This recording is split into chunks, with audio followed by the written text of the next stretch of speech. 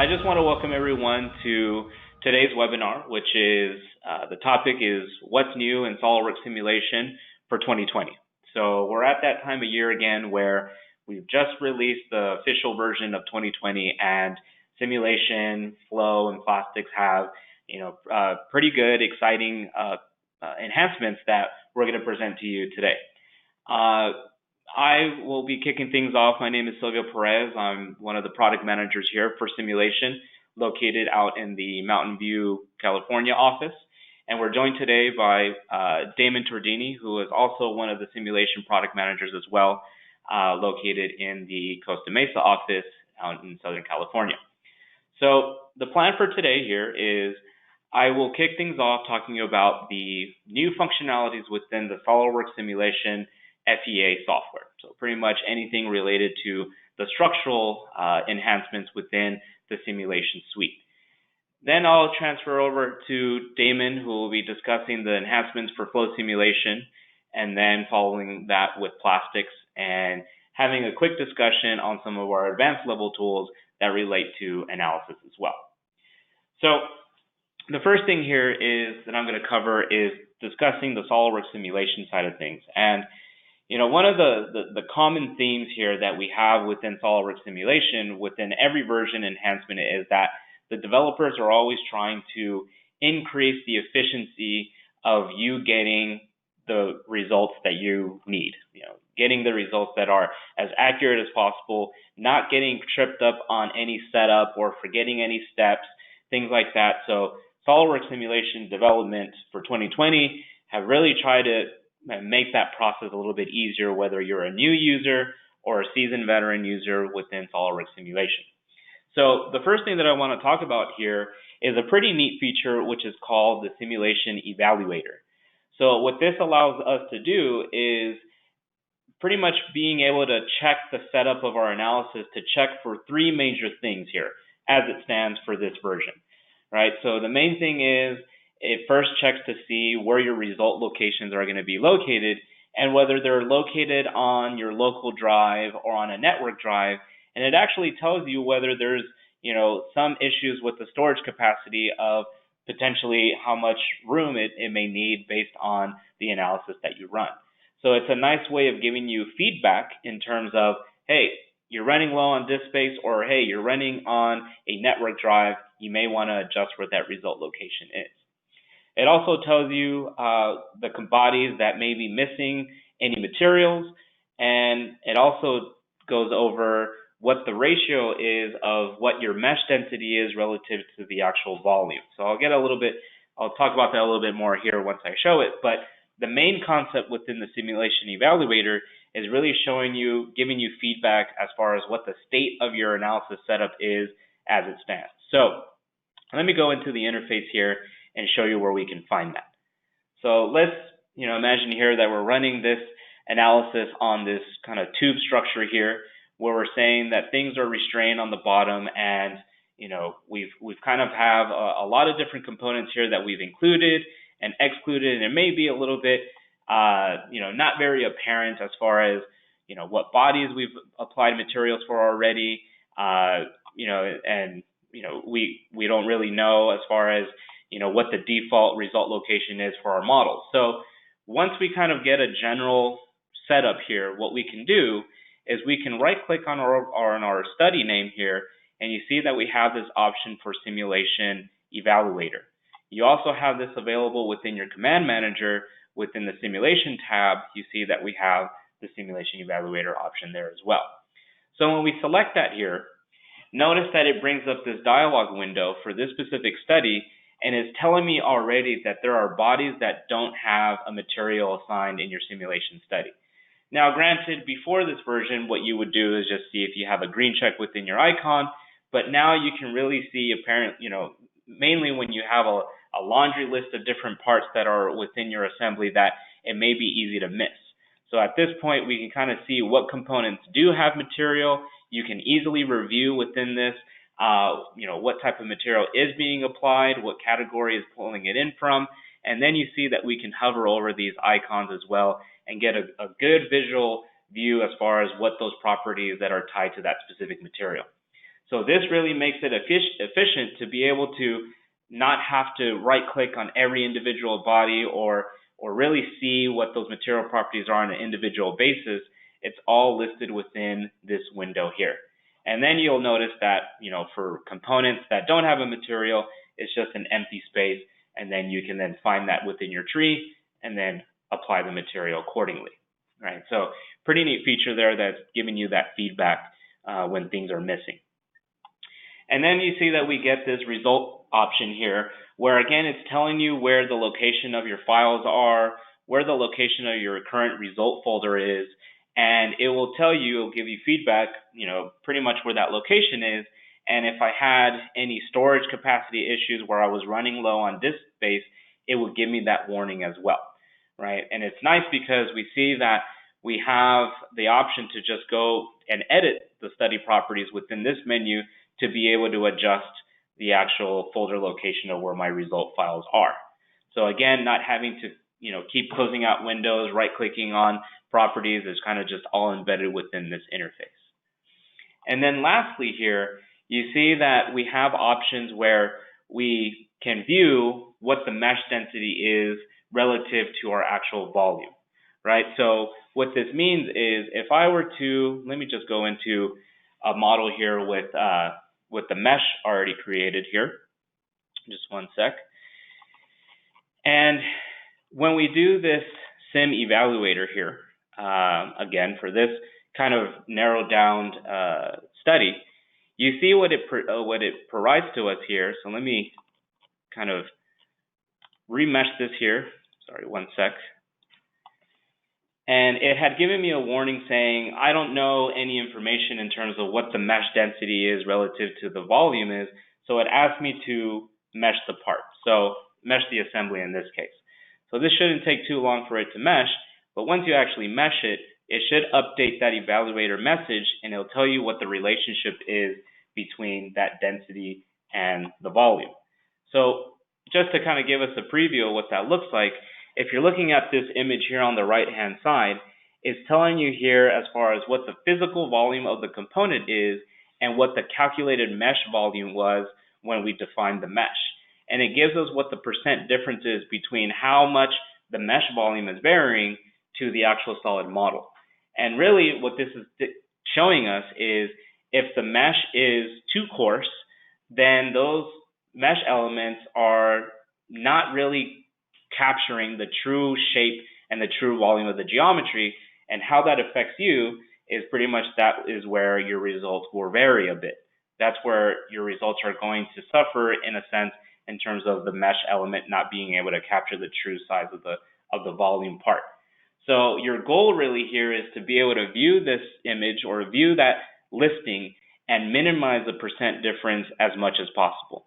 The bigger the percent difference is, the bigger the chances are that the results within those parts are not going to be as accurate as if that mesh was more refined and therefore capturing the actual volume of the component, right? So really it's kind of a really new feature there where we haven't been able to really easily see what that percent difference is, but ultimately your goal here is to be able to reduce the amount of difference between the mesh volume and the part volume. So let me show that here. So you see that now that I have this meshed, I can go back to the actual evaluator here, and we now see within the volume the listing between the two. And you see that for this first one, the mesh refinement within that specific component essentially had a 0% difference. So that means that that mesh was good enough to be able to recognize what the true shape of that geometry is. For any situation in these cases where it's 0.03, right, you pretty much want to make sure that this gets as close as 0 as what you see fit. Again, there's factors to consider as far as, what are the components of concern, but ultimately if the difference is, a lot bigger, then you may want to focus your attention to those parts. But again, this relates to being able to recognize what parts may have been refined or may have been meshed in a coarse manner. All right, so pretty nice feature there that's available now within that enhancement. Now, moving forward, the next thing that we have available within the Simulation 2020 enhancements is being able to allow a draft and high quality solid element to coexist in a single mesh definition. So before 2020, what did we do? We either assumed that the entire assembly or multi-body part is either meshed as a draft quality first order mesh or a high quality second order mesh.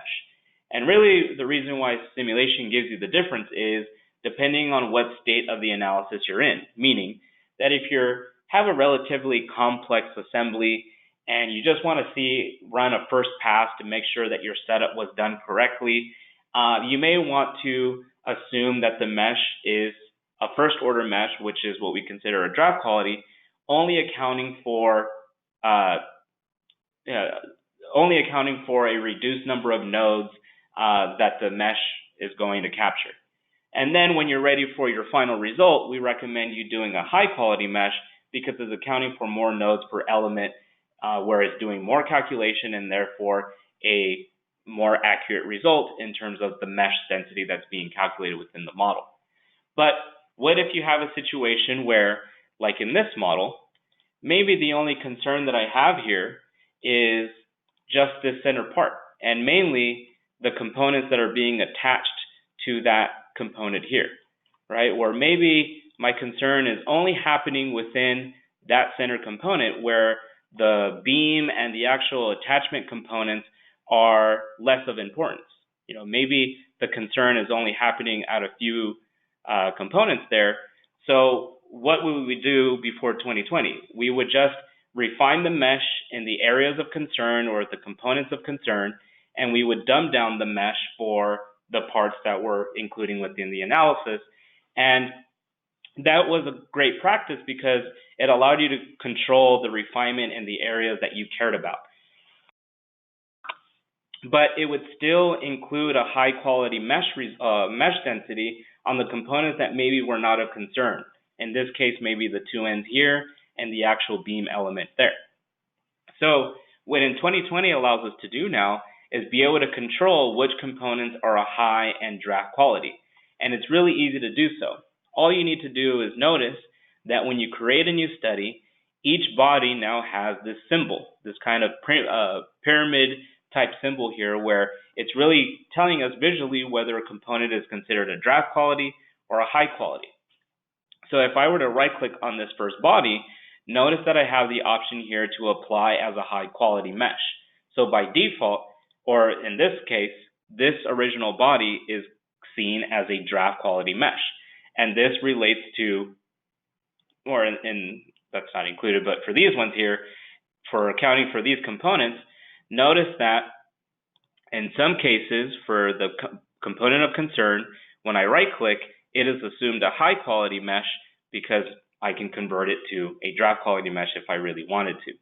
So it's really easy to determine or to define which body is considered a high quality or a draft quality, but the assumption here is that you're only applying a high quality mesh in the components that you really care about and reducing the amount of calculation that's being done for the components that are not really of concern, right? So that's really the takeaway in terms of why this enhancement was created.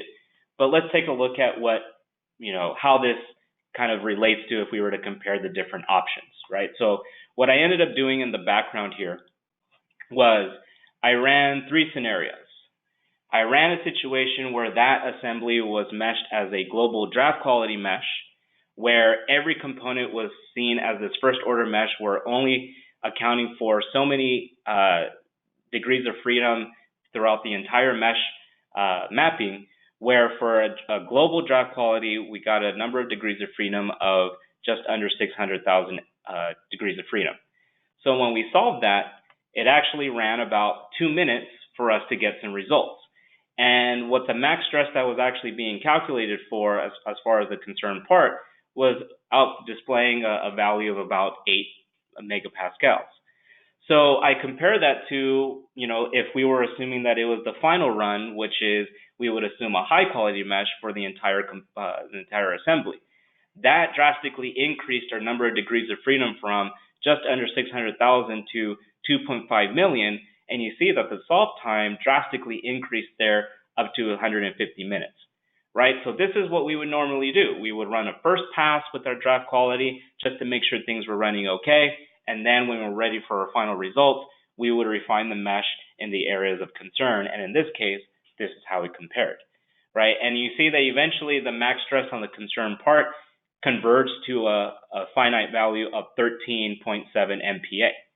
Now with the ability to have the draft and the high quality mesh coexist in a single problem, I was able to specify that in the concern part was a high quality and everything else was a draft quality. Well, that dumbed down the amount of degrees of freedom to 1.7 million, and it decreased the solve time there to about 10 minutes.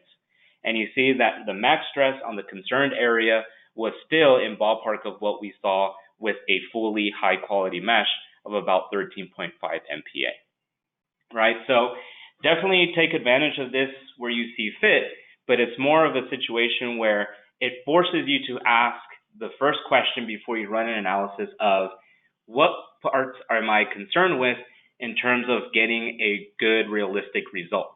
And then if the answer is just a certain number of components and everything else can be assumed this lower quality mesh, then we can take that approach and still get the results that we're after, yet decrease the solve time for your analysis, right? So it's a nice way of keeping that accuracy and still decreasing the amount of solve time, right? So very powerful tool there, very easy to specify one versus the other, okay?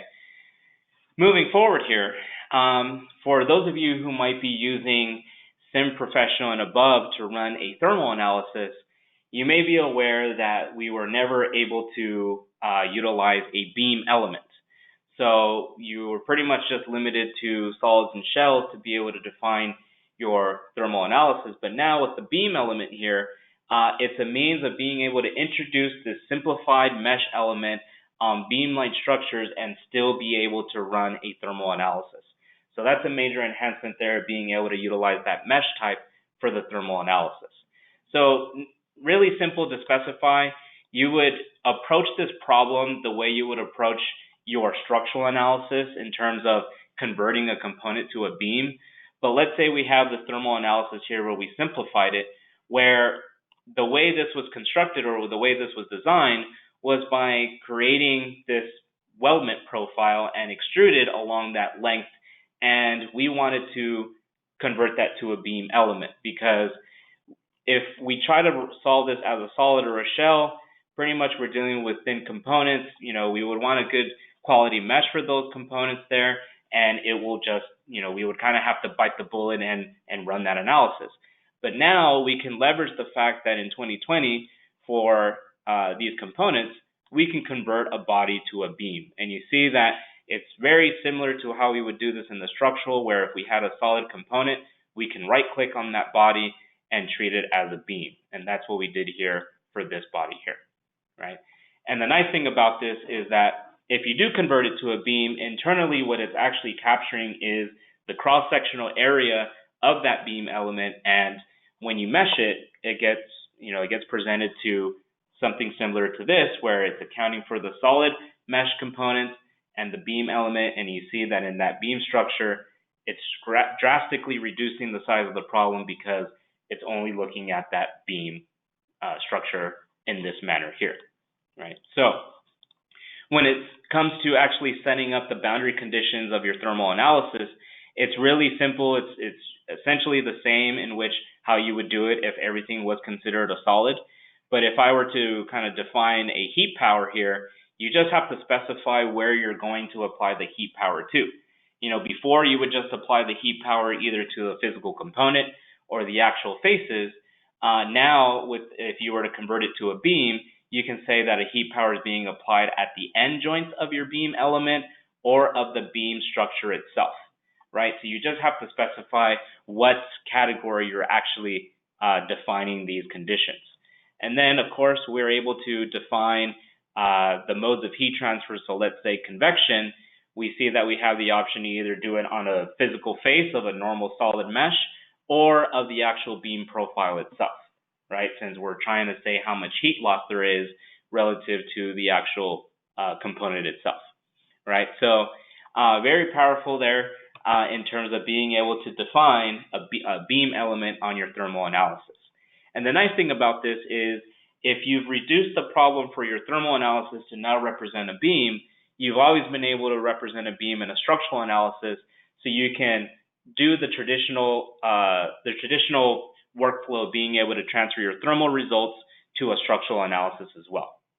And again, I did a little bit of a comparison here in terms of, a little bit of the time savings, comparing traditional thermal analysis as a solid mesh, and then comparing it to what we did with this new feature of being able to define a beam element within that thermal analysis.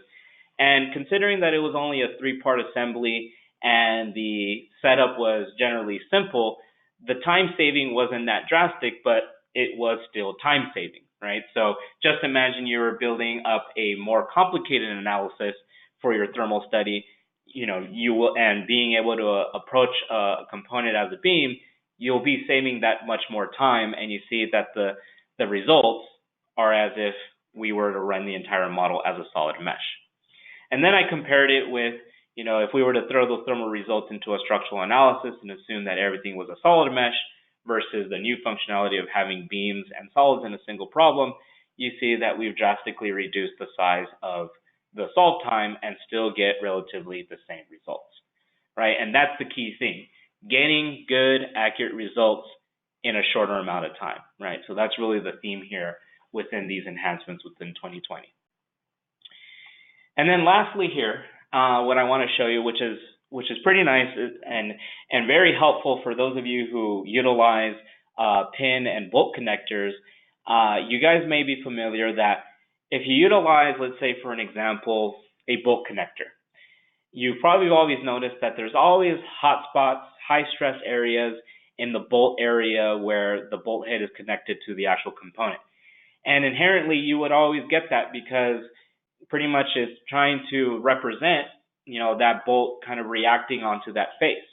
But what, really the main reason why you're getting those hot spots in those high stress regions is because internally, before 2020, it always assumed that connection was rigid. So pretty much that rigid contact area there would make things really stiff, therefore kind of increasing the amount of stress that may be going on within that profile of where the bolt head is acting onto that face. And a lot of the times, it would generate those hotspots where it would represent an unrealistic, stress or high stress within that region, where we would just kind of say, take a look at the areas where the stress is more concentrated and more evenly distributed, and that's probably the general stress that's happening within that bolt head region, right? But now, what we have available within 2020 is being able to switch that assumption of a rigid connection to what's called a distributed coupling. So what that means is that the forces that are reacting onto that bolt head are being able to transfer onto the contacting face and allowing the face to be able to deform naturally in a more realistic manner of what would happen in real life. So if those faces are able to flex a little bit more naturally, that stress is able to dissipate a little bit more realistically, and therefore reducing and maybe at times eliminating the real hotspot that was developing there before 2020. So the main thing here is we're able to represent a virtual bolt connection to our parts and get more realistic results, compared to what we were able to do is maybe just guess the regions of eliminating those hotspots, right? So let me show you how we would approach that, or pretty much what that looks like. In this case here, let me actually switch my file here, sorry. So for this simplified component, we just introduced 2 foundation bolts onto this model for the 2 holes here. And I ran 2 scenarios where one was the traditional sense, where if I take a look at my connections here, this one here, sorry. So if I edit the definition of this foundation bolt, notice that the new enhancement here has updated the interface to be able to define the connection type from distributed to rigid. Before 2020, it always assumed a rigid connection. So in this case, if I were to run it in the traditional sense, the results that we got for this component gave us a high stress region within this area here, right? And if we were to keep refine the mesh, that isolated area kept increasing in stress value, therefore concluding that that area was a singularity within this hot region. So how we would approach this is we would just probe in the neighboring areas where we saw that the stresses were a little bit more consistent and a little bit more evenly distributed of how we would expect the stress to behave. So in this case, now with 2020, we're able to switch that foundation bulk technique to now a distributed connection to, again, being able to have the reaction of the virtual bolt head allow the faces of the connection point to form more naturally, and therefore giving us a more realistic stress result within that bolt head. And you see that that high stress hotspot region that existed before pretty much went away, and we got a more evenly distributed stress and a more realistic stress as well. So visually, as far as what the numerical output that the software is giving us is more accurate in terms of what the max stress is this component is seeing. So very powerful there, very helpful in terms of for those of you who are utilizing bolt connectors within simulation. Okay, so that's pretty much all I really had in terms of my top selections of what was introduced for SOLIDWORKS Simulation 2020. I'm now going to switch this over to Damon Tordini, and he's going to talk about the enhancements for flow simulation and plastics. Okay, thanks, Silvio. As Silvio mentioned, the SOLIDWORKS 2020 release was recently made available in last month, October. And of course, along with SOLIDWORKS 2020, that means there were enhancements to some of the add-in products to SOLIDWORKS. SOLIDWORKS Simulation, of course, is the structural analysis tool that's built into SOLIDWORKS, which Silvio just covered. But there were also some enhancements to SOLIDWORKS Flow Simulation, which, if you're not familiar, is the built-in CFD, or Fluid Dynamics Simulation tool inside of SOLIDWORKS. This is the tool that's been available for quite a while now, about 15 years going on. And it's a general-purpose CFD tool, meaning that it's used in a pretty wide range of applications. And so because of that, there are some enhancements in 2020 that apply to different industries and different types of problem solving. And the first one I want to talk about is a new option called altitude for temperature and pressure. And this new enhancement for 2020 is going to most apply to people who are performing aerodynamic simulation with SOLIDWORKS Flow Simulation. Basically, this new option is a built-in database of temperature and pressure conditions with altitude at in Earth environments, meaning that you can enter these conditions in without having to look them up.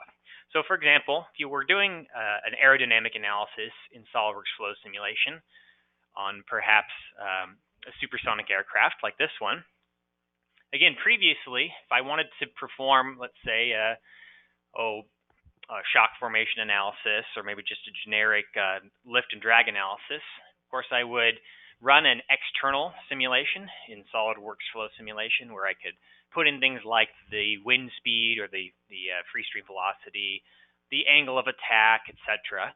But of course, I would want to make sure that I put in the appropriate environmental conditions to get the right results, meaning the right temperature and pressure. And so you've always been able to do that in SOLIDWORKS Flow Simulation. When you're creating the project in the Project Wizard, the last screen is called the Initial and Ambient Conditions tab, and that's where you would put those pressure and temperature conditions for the environment. But previously, if I, let's say, had an aircraft at 10,000 feet, I would have had to go to the internet or go to a textbook that I've got, look up what the atmospheric pressure would be, and perhaps convert from some obscure units into the different unit system that I'm in. And I'd also have to look at what the temperature drop would be, which of course not only varies with altitude, but it could vary with where you're at on the globe. Well, now in SOLIDWORKS Flow Simulation 2020, you can change the thermodynamic parameters under the Initial and Ambient Conditions tab to this new altitude option. And so if I click altitude, now the only thing I need to type in is the elevation. So for example, I could type in 9,000 feet, something like that, and it's going to automatically load in the atmospheric pressure and temperature at that altitude. And then if I want to account for the fact that I'm in, for example, a cold climate, like let's say, patrolling the skies of our northern border, then I might want to put in a temperature deviation. And so this will simply reflect that the ground temperature may be above or below the default value. So I could say, for example, -15.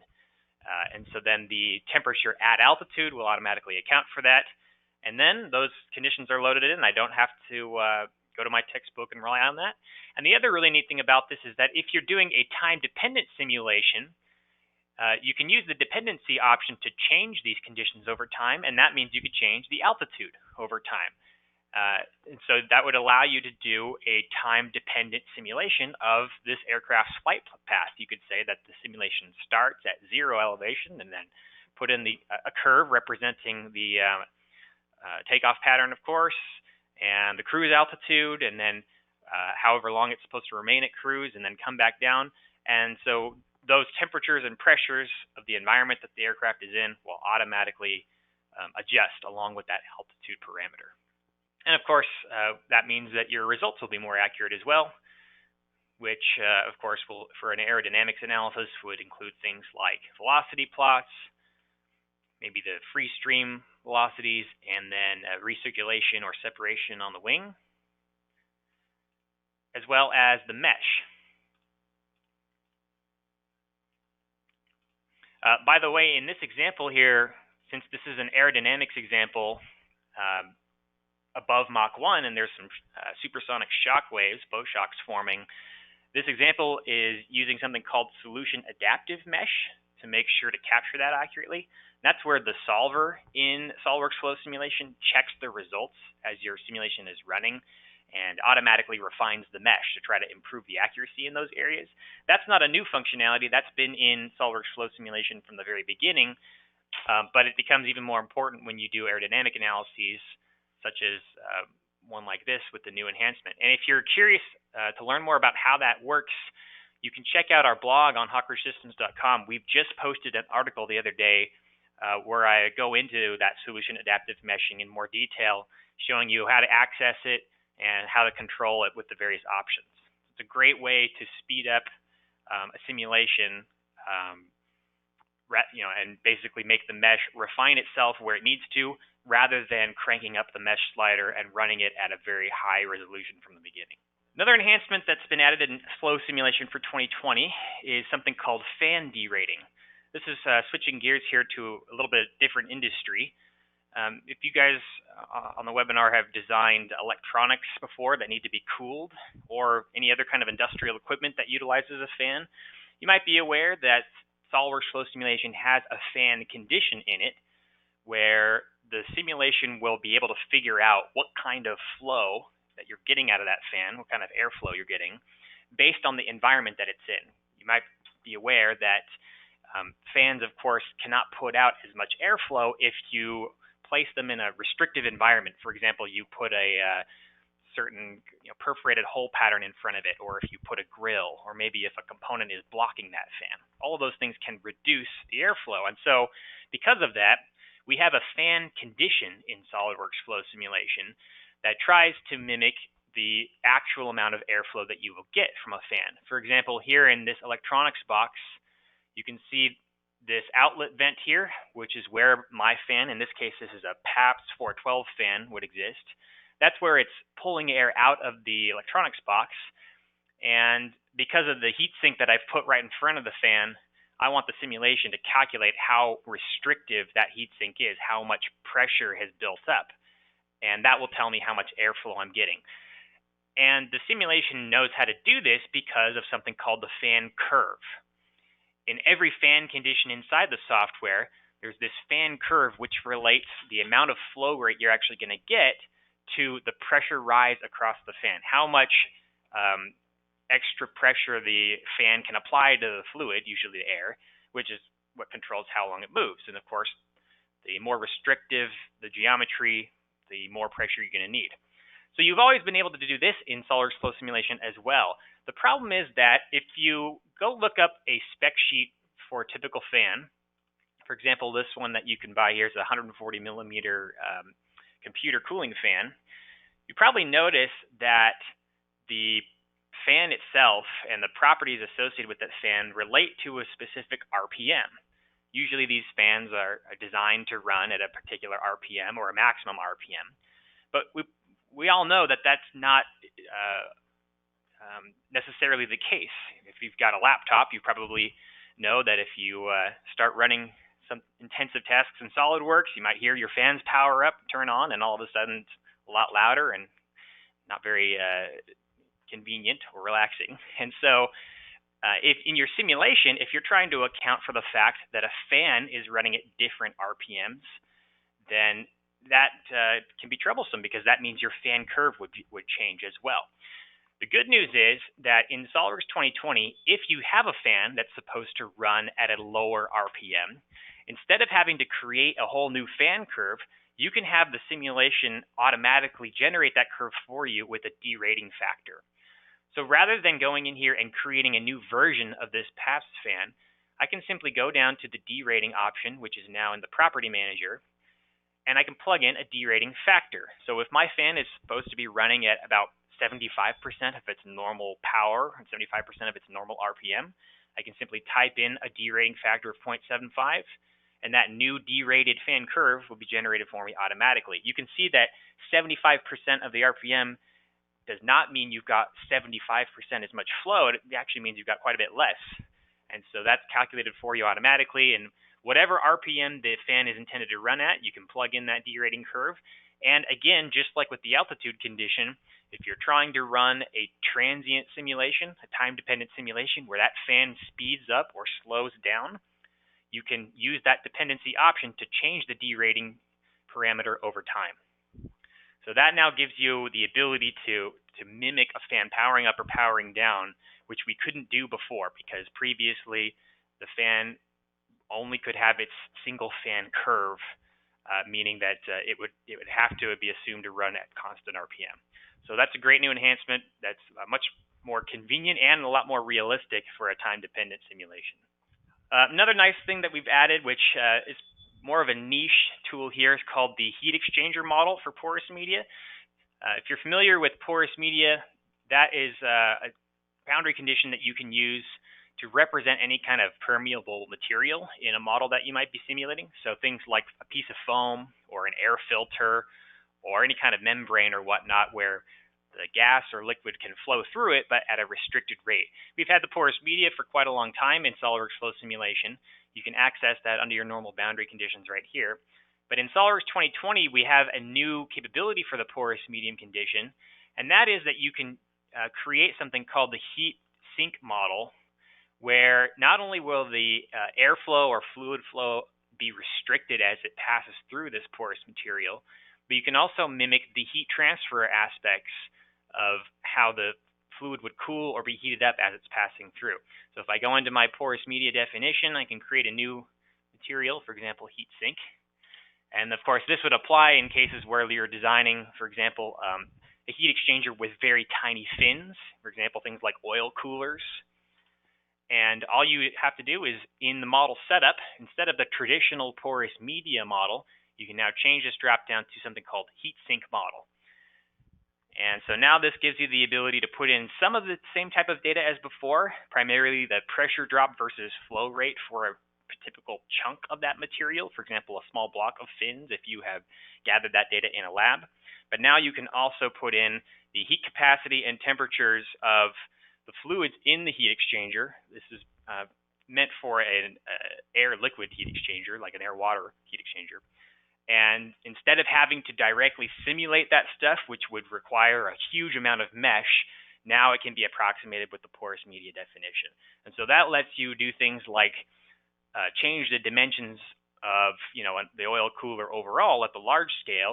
For example, figuring out how many banks of fins you want, or how wide or how long it should be, without having to actually mesh and solve the airflow through individual fins. So this is a way to approximate that with much faster simulation. The last thing I'll mention with flow simulation here is, again, we've talked about the ability to make a lot of these boundary conditions vary over time.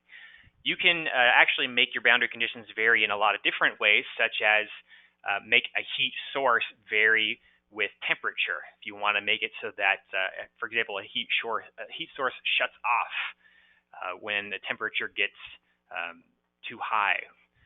You can do that, and you've been able to do that for a long time using goals. But now in 2020, you can also add logical expressions to those formulas, if, and, or statements. So if, for example, you're trying to make sure that a heat source operates, but then shuts off if two conditions are met, for example, a temperature sensor and an airflow sensor, you can now do that with the logical expressions in your equation. So that's in the normal dependency menu that I've already shown you, and that's available for all kinds of boundary conditions, flow rates, heat sources, other kinds of pressure conditions, etc. So you'll be able to explore those as well. So that wraps it up for SOLIDWORKS Flow Simulation 2020. The other product that's built into SOLIDWORKS is called SOLIDWORKS Plastics. This is also in the simulation family, but this is a little bit different. SOLIDWORKS Plastics is a tool meant for simulating the manufacturing process rather than the operation of something. And in this case, it's specifically meant to simulate injection molding, plastic injection molding. For example, you can see there I've got a little plastic electronics box, like a housing for a small device. And of course, that thing needs to be manufactured. And so if it's plastic, it was probably molded. And SOLIDWORKS Plastics can figure out if the mold that you have designed and the part that you have designed can be filled easily, or if it can be filled at all based on the material, and if there are other quality issues related to that. So plastics has been around for several years as well, but in 2020, we have seen SOLIDWORKS finally complete something that it's been working on for a couple of releases now, which is sort of a reimagining of the user interface for plastics, making it a little bit more integrated into the SOLIDWORKS interface than it used to be. And the main difference there is the way that you create studies now and manage what components are in your study, as well as how you apply conditions. Previously in SOLIDWORKS Plastics, if you had a part file like this that you wanted to simulate, you could open it up in SOLIDWORKS, of course, but the first thing you had to do before anything else was to generate a mesh. And then after you had created the mesh, you could go through and do your normal setup for plastics.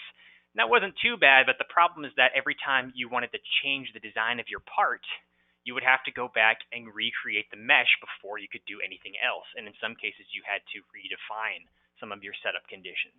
Now in 2020, SOLIDWORKS Plastics functions a lot more like SOLIDWORKS Simulation and Flow Simulation, where all the conditions are simply applied directly to the SOLIDWORKS model first, and the meshing can be done afterwards. And that way, all of your setup conditions are preserved, even if you do decide to change the design and rerun something.